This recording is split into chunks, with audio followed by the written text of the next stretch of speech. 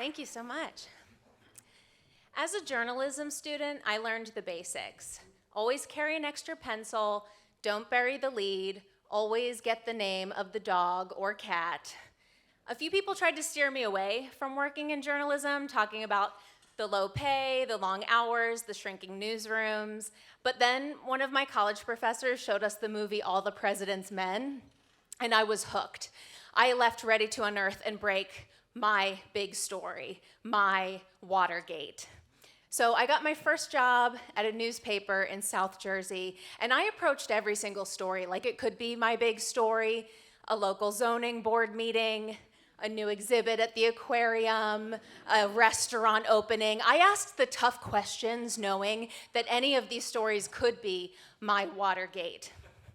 My first story to hit the Associated Press wire was a lifestyle piece reviewing vacuum makes and models. Not the sexiest or most salacious coverage, but I asked the tough questions knowing there could be more to these vacuums than meets the eye. But my editor cut the piece down to the essentials: price, weight, whether it was effective at sucking up pet hair. That was not my big story. So one day, on a very slow news day, we get a phone call to our newspaper tip line, and the call comes in from local animal control in Voorhees, New Jersey. They say that they found a large, fat cat wandering through the neighborhood, and it's the fattest cat they've ever seen. Maybe the local newspaper would like to come take a photo? My editor, Bob, turns to me and says, "We need something to fill the front page of B1. Take a photographer and go." So we arrive at a suburban home where we meet the fat tabby cat. I have my pencil and reporter's notebook, and I take notes. He was believed to weigh 44 pounds. He was found wandering in the neighborhood, probably not feral or a stray because he was so large. And because you always need to get the name of the dog or the cat, even though there's no collar, I ask. And the cat's foster says, "We call him Captain Chunk." So my photographer has his photos, I have my notes and the fun assignment of trying to get a story out of a non-story. So the lead states the facts, and then I just make a few fat cat jokes. It's filler copy in a daily paper. We go to print. I get some sleep knowing my big story is around the corner. The next day I come in and I check my answering machine at work, and a British voice has left me a message. I call a man back named Nigel, and he tells me, "I saw your story across the wire on the cat. Chunk, was it? We'd love the details. We want to run this one."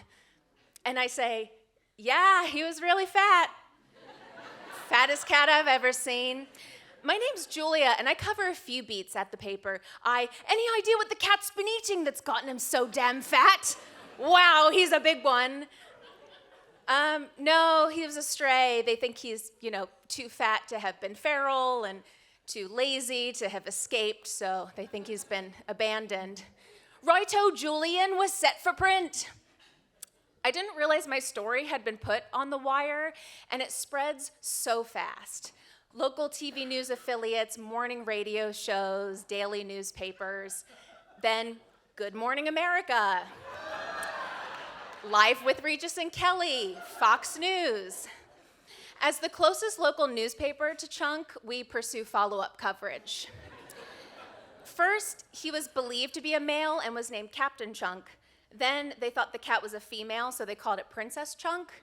But actually, he'd been misidentified, so Prince Chunk was the name that stuck. It turned out his owner's house had gone into foreclosure, so they couldn't afford to keep the cat, which is why he was abandoned, and his original name had been Powder. Hundreds of people across the world reached out to apply to adopt Prince Chunk, whose diet now consisted of fancy feast and kibble. He was adopted by a local family. He slimmed down to half his original size, but was still pretty fat as far as cats go. The family who adopted him started a foundation in his name to help pet owners that couldn't afford to keep their pets. And 2 years after becoming an international sensation, he was dead.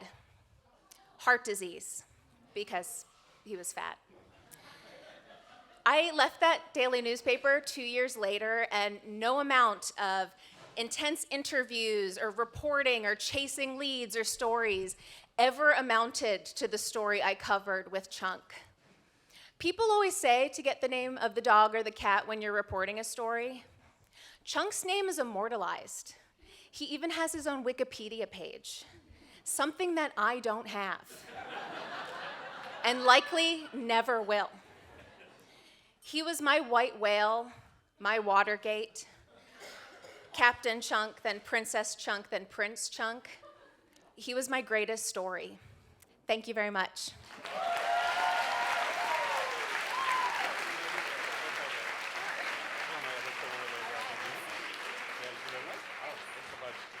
Keep it going for Julia.